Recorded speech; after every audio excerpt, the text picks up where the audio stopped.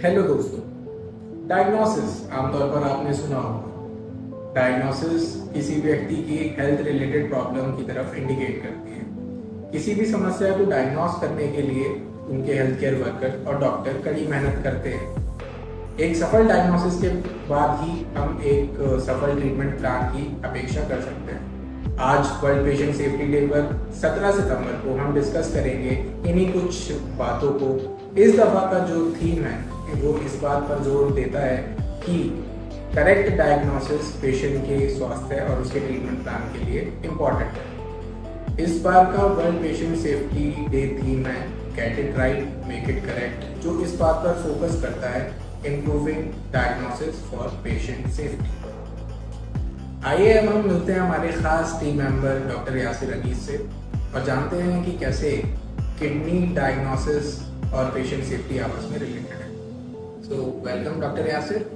पहला सवाल मेरा आपसे ये है कि क्यों करेक्ट और टाइमली डायग्नोसिस पेशेंट के बेहतर ट्रीटमेंट प्लान के लिए और खास करके किडनी के मरीजों के लिए बेहद ज़रूरी है। थैंक यू सादी फॉर द वार्म वेलकम। और जैसे आज हम सेलिब्रेट कर रहे हैं पेशेंट सेफ्टी डे, तो जो आपका सवाल है कि करेक्टली और टाइमली डायग्नोस होना डायलिसिस पेशेंट्स के लिए कितना ज़रूरी है, तो ये अगर मैं बात करूं पर्सनली तो मैं इसको बहुत इम्पोर्टेंट फैक्टर समझता हूं कि डायलिसिस वाले पेशेंट्स के लिए या किडनी पेशेंट्स के लिए टाइमली डायग्नोस होना कितना ज़रूरी है। क्योंकि हमने देखा है कि जैसे कि हम लोग देखते हैं डायलिसिस के पेशेंट्स हमारे पास आते हैं और जब वो ओपीडी में हम उनको देखते हैं पहली बार, या वो शायद कहीं ट्रीटमेंट पहले भी ले रहे होते हैं, बट मैक्सिमम टाइम हमने देखा है कि जब हमारे पास पेशेंट आता है तो हम उसकी डायग्नोस हमें सीकेडी और डायलिसिस ही करनी पड़ती है और अर्जेंट उसको डायलिसिस देनी पड़ती है। अगर उस पेशेंट की टाइमली डायग्नोस हो जाए पहले से, तो और हमें इनिशियल स्टेजेस पे पता लग जाए कि पेशेंट की किडनी फेलियर पे पेशेंट जा रहा है, तो बिना डायलिसिस के भी हम पेशेंट का कुछ इलाज शुरू कर सकते हैं अगर टाइमली डायग्नोस हो जाए और करेक्ट डायग्नोस हो जाए, जिससे कि उसके जो प्रोग्रेशन ऑफ किडनी डिजीज है हम उसको इंक्रीज कर सकते हैं। लेकिन मैक्सिमम टाइम हमने देखा है कि जब हमारे पास डायलिसिस का पेशेंट आता है या किडनी फेलियर के पेशेंट्स आते हैं, तो मैक्सिमम टाइम हमारे पास डायलिसिस करने के अलावा और कोई ऑप्शन नहीं होता। आज हम वर्ल्ड पेशेंट सेफ्टी डे पर आपसे जानेंगे कि क्यों करेक्ट और टाइमली डायग्नोसिस किसी पेशेंट के लिए और खास करके किडनी के मरीजों के लिए बेहद ज़रूरी है। तो जैसा आपका पहला सवाल था जिसमें आप बात करी कि क्यों एक करेक्ट डायग्नोस हमारे लिए बहुत ज़्यादा ज़रूरी है। जब हम करेक्ट डायग्नोस बना पाएंगे तभी हमारा ट्रीटमेंट प्लान बन पाएगा और हम एक बेटर केयर दे पाएंगे मरीज को। करेक्टली डायग्नोस का एक और इम्पॉर्टेंट है कि उसका आउटकम अच्छा आएगा और जो पेशेंट है वो अच्छा रिस्पॉन्ड करेगा हमारी ट्रीटमेंट अगर करेक्टली और टाइमली स्टार्ट हो जाएगी। एक और फैक्टर है जो बहुत ज़्यादा इम्पॉर्टेंट है कि अगर हम टाइमली और करेक्टली डायग्नोस कर लेते हैं तो पेशेंट को हम कॉम्प्लिकेशन से बचा सकते हैं। कि शायद इनिशियल स्टेज पे अगर हम किसी चीज़ को डायग्नोस कर लें तो पेशेंट को बहुत ज़्यादा कॉम्प्लिकेशंस नहीं होती हैं।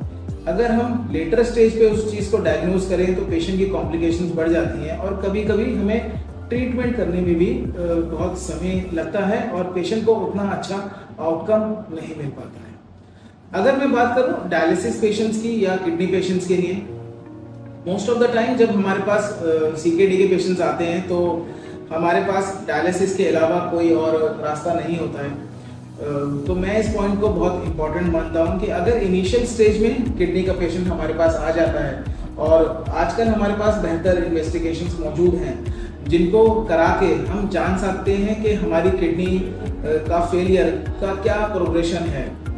तो इनिशियल स्टेज पे अगर हमें टाइमली पता लग जाता है कि पेशेंट की किडनी की क्या स्थिति है, उसकी केएफटी की क्या रिपोर्ट है, उसकी अल्ट्रासाउंड की क्या रिपोर्ट है, पेशेंट क्लिनिकली कैसा महसूस कर रहा है, तो हम एक बेटर डायग्नोस बना सकते हैं और किडनी डिजीज की प्रोग्रेशन को डिले कर सकते हैं। डॉक्टर साहब, जैसा कि अभी आपने जिक्र किया कि करेक्ट और टाइमली डायग्नोसिस बेहद ज़रूरी है पेशेंट के बेहतर ट्रीटमेंट प्लान के लिए, उसी से जुड़ा मेरा अगला सवाल ये है कि किस तरीके से एक डायग्नोस्टिक प्रोसेस तैयार किया जाता है और उनमें किन किन पैरामीटर्स को शामिल किया जाता है?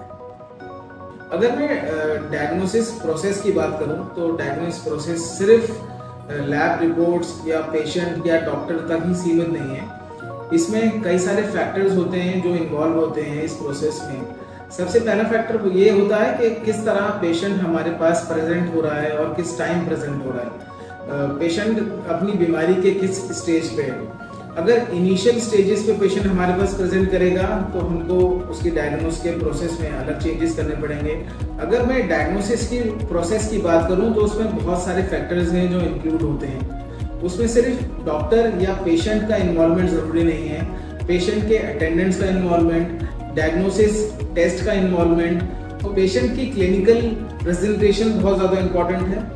पेशेंट की हिस्ट्री लेना बहुत ज़्यादा इंपॉर्टेंट है कि जब आपके पास पेशेंट आए आप उसकी पुरानी हिस्ट्री को किस तरह इवेलुएट करते हैं और अपनी डायग्नोसिस में वो सब चीज़ें शामिल करते हैं। पेशेंट के डायग्नोस्टिक टेस्ट बहुत ज़रूरी हैं कि क्या क्या पेशेंट ने टेस्ट कराए हैं और आज हम अपनी डायग्नोसिस बनाने के लिए क्या उसके फर्दर और टेस्ट करवाना चाहते हैं।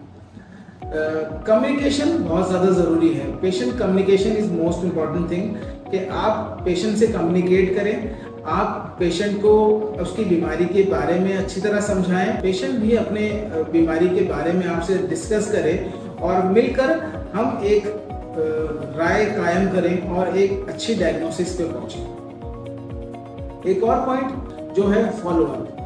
आपको अपने डॉक्टर से रेगुलर फॉलोअप करना है। अगर आपके डॉक्टर ने कोई आपको मेडिसिन लिखी है या कोई इन्वेस्टिगेशन लिखी है, आपने वो कोर्स ऑफ मेडिसिन पूरा करने के बाद इन्वेस्टिगेशन करा के अपने डॉक्टर से फॉलोअप जरूर करना है। रेगुलर फॉलोअप्स अगर करते हैं तो हमने देखा है कि बहुत ज़्यादा क्लिनिकली पेशेंट अच्छा रहता है और हम किसी भी बीमारी के प्रोग्रेशन को डिले कर पाते हैं।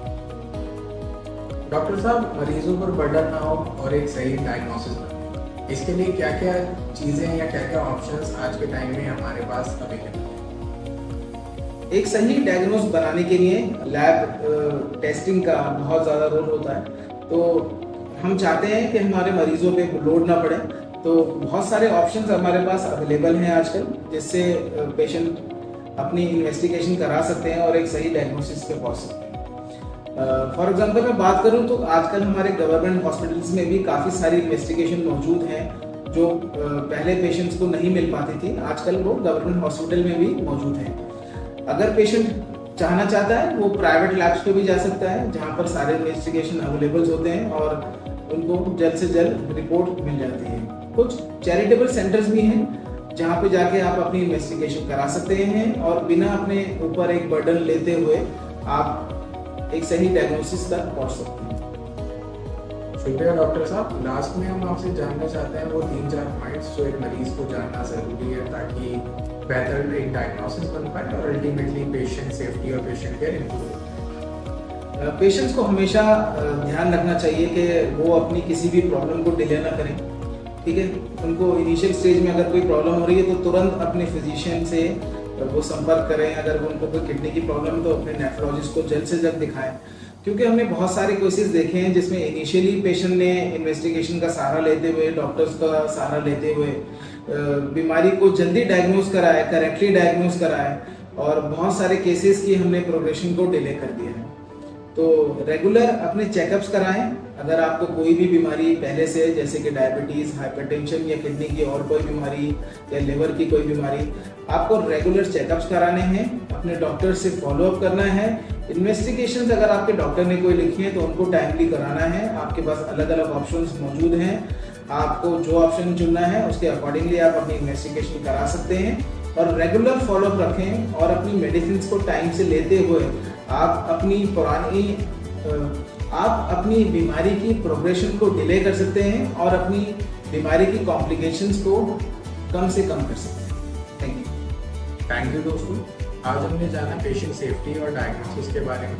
ऐसी ही तमाम जानकारियों के लिए हमारे साथ जुड़े रहिए। धन्यवाद।